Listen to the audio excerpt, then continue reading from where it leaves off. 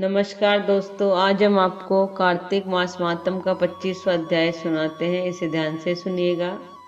धर्मदत्त ने कहा, तीर्थ में दान और व्रत आदि सत्कर्म करने से मनुष्य के पाप नष्ट हो जाते हैं, परंतु तू तो प्रेत के शरीर में है, अतः उन कर्मों को करने की अधिकारिणी नहीं है। इसलिए मैंने जन्म से लेकर अब तक जो कार्तिक का व्रत किया है उसके पुण्य का आधा भाग मैं तुझे देता हूँ, तो उसी से सद्गति को प्राप्त हो जा। इस प्रकार कहकर धर्मदत्त ने द्वैशाक्षर मंत्र का श्रवण कराते हुए तुलसी मिश्रित जल से जो ही उसका अभिषेक किया, त्यों ही वह प्रेत योनि से मुक्त हो प्रज्वलित अग्निशिखा के समान तेजस्विनी एवं दिव्य रूप धारिणी देवी हो गई और सौंदर्य में लक्ष्मी जी की समानता करने लगी। तदंतर उसने भूमि पर दंड की भांति गिरकर ब्राह्मण देवता को प्रणाम किया और हर्षित होकर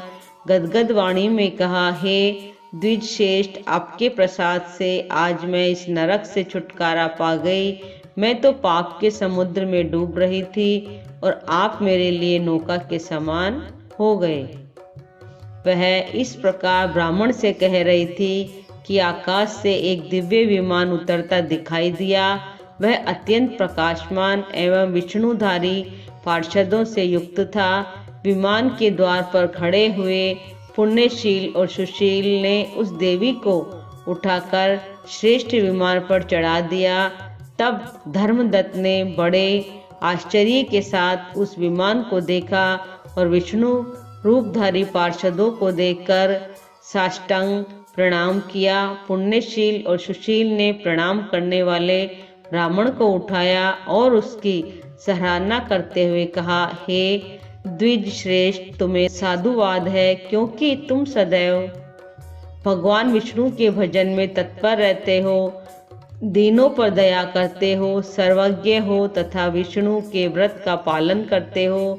तुमने बचपन से लेकर अब तक जो कार्तिक व्रत का अनुष्ठान किया है उसके आधे भाग का दान देने से तुम्हें दूना पुण्य प्राप्त हुआ है और सैकड़ों जन्मों के पाप नष्ट हो गए हैं। अब यह बैकुंठ धाम में ले जाई जा रही है। तुम भी इस जन्म के अंत में अपनी दोनों स्त्रियों के साथ भगवान विष्णु के बैकुंठ धाम में जाओगे और मुक्ति प्राप्त करोगे।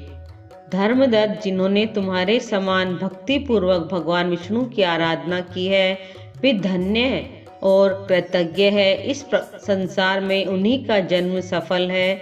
भली भांति आराधना करने पर भगवान विष्णु देहधारी प्राणियों को क्या नहीं देते हैं। उन्होंने ही उत्तानपाद के पुत्र को पूर्व काल में ध्रुव पद पर स्थापित किया था। उनके नामों का स्मरण करने मात्र से समस्त जीव सद्गति को प्राप्त होते हैं। पूर्व काल में ग्रहग्रस्त गजराज उन्हीं के नामों का स्मरण करने से मुक्त हुआ था। तुमने जन्म से लेकर जो भगवान विष्णु को संतुष्ट करने वाले कार्तिक व्रत का अनुष्ठान किया है, उससे बढ़कर न यज्ञ है, न दान और न ही तीर्थ है।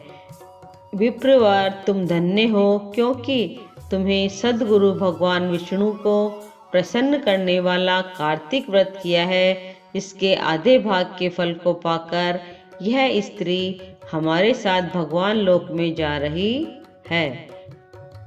यहाँ कार्तिक मास मातम का 25वां अध्याय समाप्त होता है। आप इसे लाइक कीजिए और चैनल को सब्सक्राइब कीजिए। जय जय श्री राधे।